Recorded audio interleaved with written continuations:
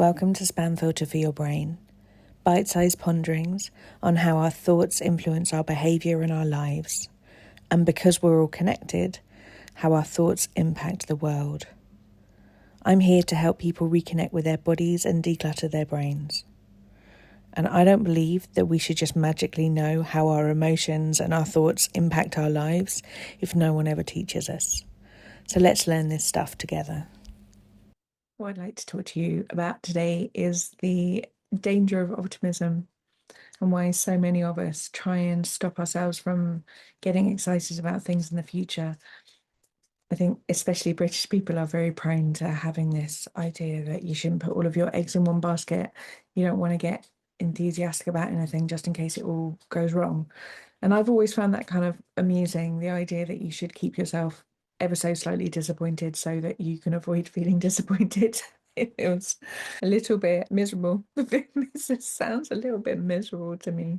And what I wanted to pose this week is the idea that just because something in the past has been the best that you've ever had, that doesn't necessarily mean it's the best you're ever going to get. And I think most of our brains are wired to think that we can get very nostalgic and reminiscing about the best thing. Maybe it was a relationship, maybe it was a friendship, maybe it was a place that we visited, maybe it was a work or a finance situation. We can think that that's as good as stuff gets. And we're very prone to looking backwards. And it can be very difficult to take any kind of optimism and joy from some of those circumstances and apply it forward. And I'd like to pose the idea that that might be a really nice thing to do. It's something that I do a lot. I find it really useful when I remember to do it. And that's just the idea that maybe the best that you ever had wasn't the pinnacle of as good as it gets. Maybe the best that you ever had was the jumping off point, and whatever comes next starts from that as a baseline.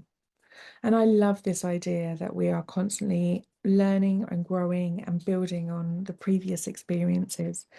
And there's no downsides to me thinking that. Like the whole don't put all your eggs in one basket idea sort of implies that like there's some bonus to saving some eggs elsewhere that are not within your reach. Like put all your eggs in one basket. If it doesn't work out, get a new basket. Make a new basket. Invent a new, borrow a basket. You be your own basket. It's my different idea. It's just this idea that we're kind of settling in order to protect ourselves. We don't want to go for the really big stuff in case we might get hurt. And that's human and natural. And it also isn't the only possibility. What could be possible for you if you were willing to experience whatever emotion came up, if it didn't go right, or if you don't get it? Aiming high means you're more likely to get the thing that you're reaching for. And I know that most of us know this in theory, but I also think that we can take a step back from it and not necessarily apply it to ourselves when it involves our own hope, our own grief, and our own self-protection from things around us. Of course, we know that you're only going to get the shots that you take. And still, we somewhat limit ourselves because we're frightened of feeling an emotion. When you have a toolkit that enables you to be able to experience your emotions and let your brain know that experiencing an emotion is not going to be the death of you, then you become able to stretch your heart a bit wider and be able to look for more things that are the stuff that you want, the goals that you have, the dreams that you want to feast on, and be able to build things from where you left off, rather than feeling like every time is trying to scrabble back to that place and that joy and that bliss that you once knew.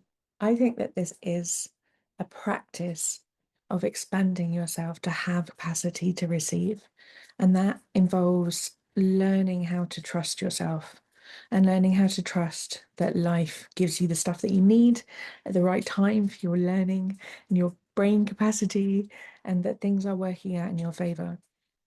And again, you might not feel like that sometimes, but I have personally found that there is no downsides to me believing that everything's working out in my favor. What that does is allow me to lean back and take enormous risks that take me to places that I couldn't even have dreamed of if I was trying to strategically step from safe place to safe place. What I would have done is be tapping myself down a hill and shrinking with each step because I was only willing to reach for the things that I knew, the things that I thought were possible, and the things that were within my imagination. When I can trust and go, okay, let's do this.